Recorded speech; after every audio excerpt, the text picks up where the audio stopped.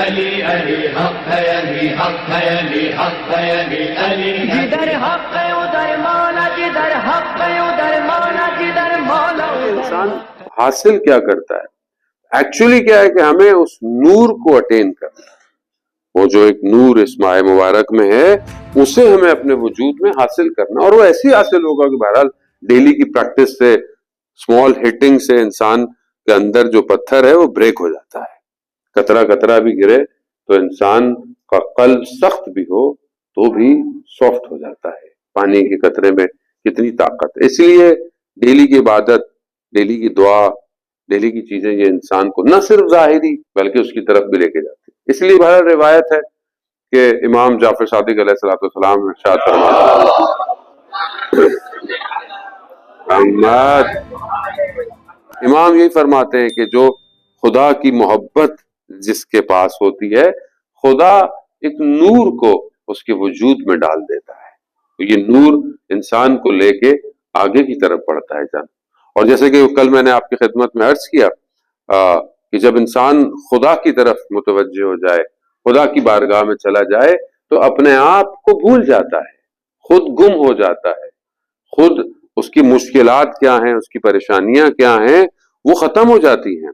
جب انسان اس وادی میں چلا جائے، اس عشق اور محبت کے دائرے میں چلا جائے تو پھر اسے احساس نہیں ہوتا کہ وہ دنیا کی وادی میں ہے یا خدا کی وادی کے اندر ہے. جو روایات ہمیں بیان ہوتی ہیں، جیسے کہ آپ نے قرآن کی آیت بھی سنی اور جس پہ فرینچ میں نعرہ بھی لگ گیا، سو مطلب ہے کہ فرینچ کے اندر بھی فضائل جو ہے وہ گرم گرم بیان ہو سکتے ہیں ماشاءاللہ. تو اب آپ دیکھیں کہ مولا کائنات جیسی ہستی کہ جو عبادت میں خدا کے اتنے مگن ہیں کہ مگر امام اپنے ظاہری چیزوں میں، امام تو ہر وقت خدا کی طرف ہیں، لیکن جب امام کو ایک جنگ میں تیر لگتا ہے تو تیر جو ہے وہ امام حسن مصطفیٰ فرماتے ہیں کہ جب بابا عبادت میں ہوں تب نکالیں. کیوں؟ کیونکہ امام اس وقت خدا کی وادی اور خدا کے سامنے اس طرح ہیں کہ انہیں کوئی احساس ہی نہیں ہونا کہ تیر نکلے.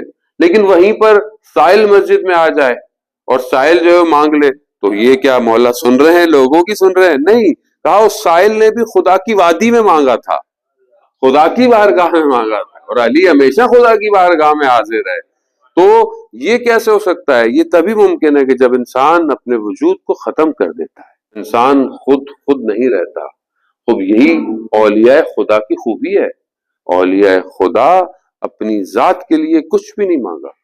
جنگ کا واقعہ ہے کہ امام جو ہے وہ دشمن کے اوپر بیٹھ جاتے ہیں اور اس نے مطلب وہ اہانت کرتا ہے اور ڈس رسپیکٹ کرتا ہے مولا کی اور اپنا لاب دین کو، تو امام ہٹ جاتے، چھوڑ دیتے ہیں. بعد میں امام دوبارہ اس کو جو ہے وہ جہنم واصل کرتے ہیں.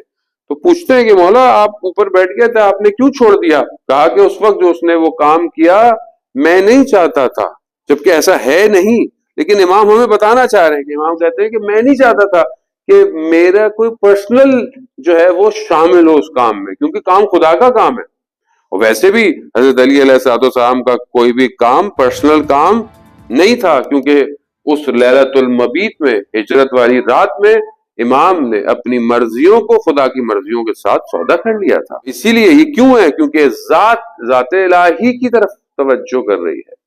ہم جو حضرت علی کے ماننے والے ہیں، ہماری زندگی کی کتنی پرسنٹیج خدا کی طرف متوجہ کر رہی ہے. انسان جب مشکلات میں پھنستا ہے تو سمجھتا ہے کہ شاید بالکل الگ ہے، خوشیوں میں ہوتا ہے تب الگ ہے، جبکہ یہی مولا کائنات نے جو بلاغہ میں جب مومن کی صفات بتا رہے ہیں، مومن کی جو صفات ہیں وہ خطبہ متقین کے اندر بھی ہیں کہ کیا ہے کہ مومن کو جب کچھ ملتا ہے تو وہ خوش نہیں ہوتا، اور مومن سے کچھ چھن جائے، کچھ لے لیا جائے تو وہ افسردہ نہیں ہوتا. یہ مومن کی صفات ہے. یعنی ایک دم آپ کو کوئی بہت بڑا بزنس فائدہ ہو گیا یا کوئی ایسی چیز ہو گئی تو وہ بس آؤٹ آف کنٹرول ہو گئے.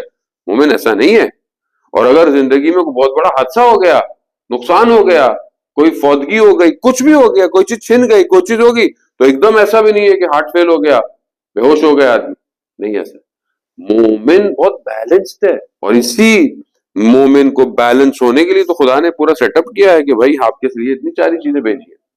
خطبہ متقین کے خدا بارگاہ میں توفیق دے کہ ہم امام المتقین کے جو ماننے والے ہیں زندگی میں ایک دفعہ خطبہ متقین کی تلاوت کریں اور متقین کی صفات کو اپنے وجود میں اجاگر کریں. علی علی حق ہے علی حق ہے علی حق ہے علی علی جدھر حق ہے ادھر مولا جدھر حق ہے ادھر مولا جدھر مولا ادھر حق